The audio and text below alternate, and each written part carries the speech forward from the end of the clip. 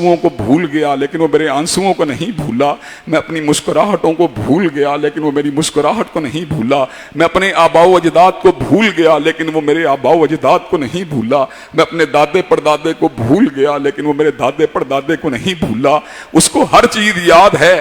اس نے سورہ قیامہ کے اندر کمال بات کی، اس نے کہا یحسب الانسان ولن نجمع عظاما بلا قادرین علی ان نسوی بنانا۔ انسان تو سمجھتا ہے شاید میں ہڈیوں کو دوبارہ زندہ نہیں کر سکتا، اور میں تو انگلیوں کی لکیروں اور اس کے پوروں کو بھی دوبارہ زندہ کرنے پہ قادر ہوں۔ حضرات گرامی قدر، اللہ تبارک و تعالی ہر چیز کے اوپر قادر ہے۔ حضرات گرامی قدر، اس صورت میں اللہ تبارک و تعالی نے ایک بہت بڑی نیکی، اس کی عظمت کا بھی ذکر کیا۔ یہاں پہ ذکر اللہ کرنا نیکی ہے، جہاں پہ دعا کرنا نیکی ہے، جہاں پہ قربانی کرنا نیکی ہے، وہاں پر اللہ تعالیٰ کے راستے میں اللہ ہی کے دیے ہوئے مال میں سے کچھ چیز کو اللہ کے راستے میں اس کی رضا کے لیے خرچ کرنا، یہ بھی بہت بڑی نیکی ہے۔ حضرات گرامی قدر، اس نیکی کے دو اصول اللہ نے بتلائے ہیں۔ اس نیکی کے اندر ریاکاری نہیں ہونی چاہیے، اور اس نیکی کے اندر جھتلانے والی باتیں نہیں ہونی چاہیے۔ اس کے بعد جو انسان یہ کام کرتا ہے، الذین ینفقون اموالہم باللیل والنہار سرا وعلانیۃ فلہم اجرہم عند ربہم ولا خوف علیہم ولا ہم یحزنون، جو صبح و شام اپنے مال کو اللہ تعالیٰ کے راستے میں خرچ کرے گا، اس کا اجر پروردگار عالم کے پاس ہے۔ نتیجہ کیا نکلے گا؟ اللہ اس کے خوف بھی دور کر دے گا، اللہ تعالیٰ اس کے غم بھی دور کر دے گا۔ حضرات گرامی قدر، اسی صورت میں اللہ تعالیٰ نے ایک بہت بڑے گناہ کا بھی ذکر کیا۔ دیکھنے والی آنکھ کو کچھ اور نظر آتا ہے، دیکھنے والی آنکھ سوچتی ہے زکوٰۃ سے مال کم ہو جائے گا، سود سے مال بڑھ جائے گا، لیکن اللہ تعالیٰ نے بڑی عجیب بات کہی، ہر چیز کو عقل پہ تولنے والوں، خدا کے لیے، اللہ تعالیٰ کی ذات کے لیے کبھی اللہ تعالیٰ کی باتوں کے پر بھی غور کیا کرو۔ اللہ تبارک و تعالیٰ فرماتے ہیں یمحق اللہ الربا ویربی الصدقات، بے شک اللہ تعالیٰ سود کا مچ مار دیتا ہے اور اللہ تعالیٰ صدقات کو بڑھاتا ہے۔ حضرات گرامی قدر، ایکسپیرینس کر لیں، تجربہ کر لیں، دائیں بائیں جھانک کے دیکھ لیں، بڑے بڑے سود خور آخر میں تباہ ہوئے، آخر کے اندر برباد ہوئے، معیشت کا جنازہ نکل گیا، اور صدقہ دینے والے بڑھتے رہے، چڑھتے رہے، اوپر ہی اٹھتے رہے۔ حضرات گرامی قدر، جو اللہ تعالیٰ کے راستے میں اپنے مال کو خرچ کرتا ہے، اللہ تعالیٰ اس کے مال کو جو ہے ضائع نہیں ہونے دیتا، اور جو مال کو چھپاتا ہے اللہ تعالیٰ اس کے مال کو مٹا دیتا ہے۔ حضرات گرامی قدر، اس صورت کے اندر اللہ تبارک و تعالیٰ نے اس کے آخر میں دو ایسی آیتوں کو نازل کیا جس میں باکمال دعائیں موجود ہیں۔ ان دعاؤں کو مانگنے والے کی اللہ دعاؤں کو قبول و منظور فرماتے ہیں۔ اس میں اللہ سے معافی کو مانگا گیا، اس میں اللہ تعالیٰ سے اس بات کی طلب کی گئی کہ اللہ تعالیٰ ہم پہ وہ بوجھ نہ ڈال جو ہم سے پہلے لوگوں پہ ڈالا گیا، اور اللہ ہم پہ وہ بوجھ بھی نہ ڈال جس کو اٹھانے کی ہمارے اندر طاقت موجود نہیں۔ اللہ ہمیں معاف کر دے، اللہ تعالیٰ ہماری خطاؤں کو معاف کر دے، ہمیں کافروں کے اوپر فتح عطا کر دے۔ حضرت رسول اللہ صلی اللہ علیہ وسلم فرماتے ہیں جس نے سورہ بقرہ کی آخری دو آیات کو رات کے وقت تلاوت کر لیا، یہ پوری کی پوری رات گزارنے کے لیے اس کے لیے کفایت کر جائیں گی۔ حضرات گرامی قدر، اس کے بعد سورہ آل عمران ہے۔ سورہ آل عمران جو آدھا حصہ تیسرے پارے میں ہے، انشاءاللہ اس کے بعد احمد امین کو آپ حضرات کے سامنے رکھوں گا۔ حضرات گرامی قدر، سورہ آل عمران کے شروع میں اللہ تعالیٰ نے اپنی تصویر بنانے کی جو صفت ہے اس کا ذکر کیا، هو الذی یصورکم فی الارحام کیف یشاء۔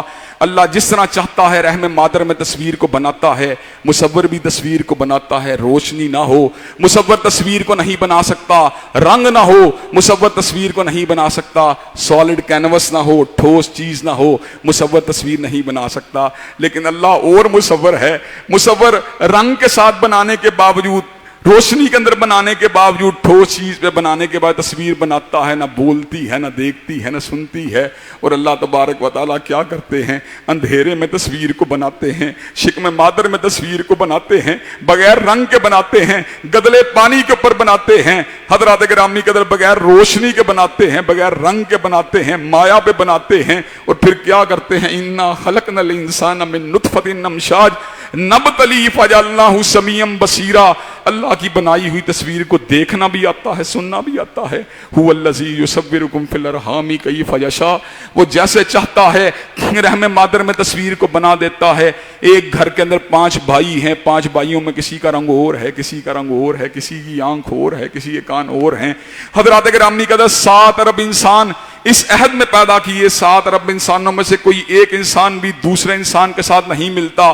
حضرت آدم کی ولادت سے لے کر آج تک اللہ نے کھربوں انسانوں کو پیدا کیا، حضرات گرامی قدر ہر ایک کی فرق شکل کو پیدا کیا. کیا کوئی مصور اللہ جیسا مصور ہو سکتا ہے؟ حضرات گرامی قدر اللہ جیسا مصور کوئی بھی نہیں ہو سکتا. حضرات گرامی قدر اس صورت میں اللہ تبارک و تعالیٰ نے اور بھی بہت ہی اہم باتوں کا ذکر کیا. ان باتوں میں سے ایک بات جو ہے اللہ سے دعا ہے، جو بڑی ہی زبردست دعا ہے. اللہ تبارک و تعالیٰ اپنے بندوں کو اس بات کی تلقین کرتے ہیں کہ ان کو یہ دعا مانگنی چاہیے. وہ دعا کیا ہے؟ جس طرح میں نے سورہ فاتحہ میں کہا تھا، نعمتیں تو بہت سی ہیں لیکن کوئی نعمت بھی نعمت ہدایت کا مقابلہ نہیں کر سکتی. حضرات گرامی قدر اتنی قیمتی نعمت کے چھن جانے سے بچنے کی دعا بھی مانگنی چاہیے. ربنا لا تزغ قلوبنا بعد اذ ہدیتنا وہب لنا من لدنک رحمہ انک انت الوہاب. اے ہمارے پروردگار، ہمارے دلوں کو ہدایت سے نہ پھیرنا اس بات کے بعد کہ تو نے ہدایت دے دی، بے شک تو بہت بڑا بخشنے والا پروردگار ہے. حضرات گرامی قدر اس صورت میں اللہ نے اس بات کا بھی ذکر کیا، ان الدین عند اللہ الاسلام. لوگوں کے نزدیک تو دین بہت سے ہیں، کسی کے نزدیک ہندو مت دین ہے، کسی کے نزدیک نصرانیت دین ہے، کسی کے نزدیک بدھ مذہب دین ہے، کسی کے نزدیک یہودیت دین ہے، لیکن وہ دین جو اللہ کو پسند ہے وہ ایک ہی ہے. ان الدین عند اللہ الاسلام، دین اللہ کے نزدیک فقط اسلام ہے. کتنی بڑی خوش نصیبی کی بات ہے کہ ہمیں اللہ نے انسان بنایا، اور اس سے بھی بڑی خوش نصیبی کی بات ہے کہ اللہ نے ہمیں مسلمان بنایا. حضرات گرامی قدر ہم سے کتنے ہی ذہین لوگ ایسے ہیں جو بڑی بڑی بلڈنگوں کے مالک ہیں لیکن دین سے بھٹکے ہوئے ہیں. حضرات گرامی قدر کتنے ہی لوگ ہیں جو پی ایچ ڈی پاس ہیں لیکن دین سے دور ہیں. حضرات گرامی قدر وہ ٹانگے بان، وہ مزدور، وہ ریڑھی لگانے والا جو مسلمان ہے، یقین کیجیے ارب پتی ملٹی بلینئر جو بہت بڑا ٹریڈر ہے لیکن کافر ہے، اس سے کہیں آسودگی کی اور کہیں زیادہ عافیت کی زندگی کے اندر ہے. اسلام کو معمولی مت سمجھیے، اللہ تعالیٰ کی یہ بہت بڑی نعمت ہے. ان الدین عند اللہ الاسلام، بے شک اللہ تعالیٰ کے نزدیک دین فقط اسلام ہے. ومن یبتغی غیر الاسلام دینا فلن یقبل منہ وہو فی الآخرۃ من الخاسرین. جو اسلام کے علاوہ کسی اور چیز کو، کسی اور دین کو بطور دین قبول کرے گا، اللہ اس کے دین کو قبول نہیں کریں گے. اللہ تبارک و تعالیٰ اس کو آخرت کے اندر ناکام و نامراد کر دیں گے. حضرات گرامی قدر اسی صورت میں اللہ تبارک و تعالیٰ نے اس بات کا بھی ذکر کیا، حکومتوں کا مالک انسان نہیں بلکہ اللہ ہے. حضرات گرامی قدر ہم نے اپنی آنکھوں سے مشرف کو گرتے دیکھا، نواز شریف کو چڑھتے دیکھا، نواز کو گرتے دیکھا، عمران خان کو چڑھتے دیکھا، عمران کو گرتا دیکھ رہے ہیں. حضرات گرامی قدر کتنے ہی حکمران آئے، کتنے ہی چلے گئے، لیکن ایک رب ہے جو حقیقی مالک ہے، جو حقیقی مالک الملک ہے. قل اللہم مالک الملک تؤتی الملک من تشاء وتنزع الملک ممن تشاء وتعز من تشاء وتذل من تشاء بیدک الخیر. حکومتوں کا مالک میرا اللہ ہے، جس کو چاہتا ہے جب چاہتا ہے حکومت دے دیتا ہے، جس کو چاہتا ہے جب چاہتا ہے حکومت کو چھین لیتا ہے.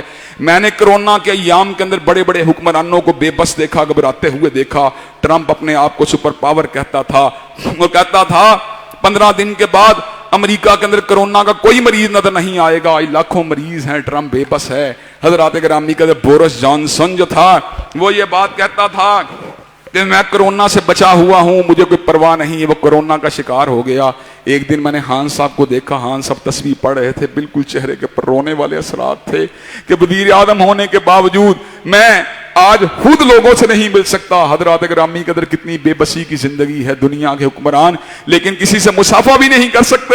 حضرات کیا یہ حکومت ہے؟ کیا یہ اقتدار ہے؟ اقتدار تو میرے رب کے پاس ہے، حکومت تو میرے رب کے پاس ہے. قل اللہم مالک الملک تؤتی الملک من تشاء، جس کو جب چاہتا ہے حکومت دے دیتا ہے، جس سے جب چاہتا ہے حکومت کو چھین لیتا ہے. حضرات گرامی قدر اس صورت میں اللہ نے ایک بہت بڑی نیکی کا ذکر کیا جو انتہائی ضروری نیکی ہے. اللہ تعالیٰ کہتے ہیں میرے بندے جو ہیں مجھ سے پیار کرتے ہیں، مجھ سے محبت کرتے ہیں، لیکن میں بندوں کو ایک طریقہ بتلاتا ہوں، اگر بندے اس طریقے پہ عمل کرنا شروع کر دیں میں ان سے خود محبت کرنے لگوں گا. اللہ تبارک و تعالیٰ فرماتے ہیں قل ان کنتم تحبون اللہ فاتبعونی یحببکم اللہ.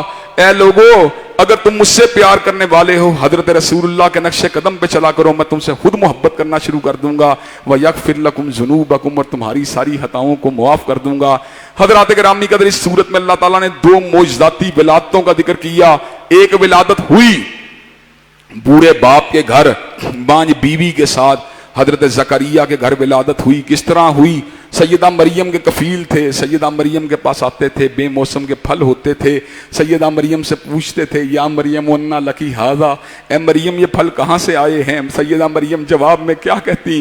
कालत हुआ मिन इंदिल्लाहि इन्नल्लाह यर्ज़ुकु मन यशाउ बिगैरी हिसाब, ये फल मेरे अल्लाह ने भेजे हैं और जिसको चाहे वो बिला हिसाब रिज़्क़ दे। सैयदना ज़करिया ने कहा अगर मरियम को बेमौसम के फल मिल सकते हैं, मुझे बुढ़ापे में औलाद क्यों नहीं मिल सकती? अल्लाह से दुआ मांगी, रब्बी हबली मिन लदुनका ज़ुर्रियतन तय्यबतन इन्नका समीउद दुआ, ए मेरे परवरदिगार मुझे एक तय्यब औलाद अता फरमा दे, बेशक आप दुआओं को सुनने वाले हैं। अल्लाह से दुआ मांगी, यारिसुनी व यारिसु मिन आली याकूब वजअलहु रब्बी रज़िया, अल्लाह बेटा भी ऐसा हो जो नबी हो, जो रसूल हो। अल्लाह ने सैयदना ज़करिया की फरियाद को कबूल व मंजूर फरमा दिया। या ज़करिया इन्ना नुबश्शिरुका बिग़ुलामिन इस्मुहु यहया लम नजल लहु मिन क़ब्लु समिया, ए ज़करिया आपको बेटे यहया की बशारत हो, हमने इस जैसे नाम वाला बेटा आज से कबल बनी इसराइल में पैदा ही नहीं किया।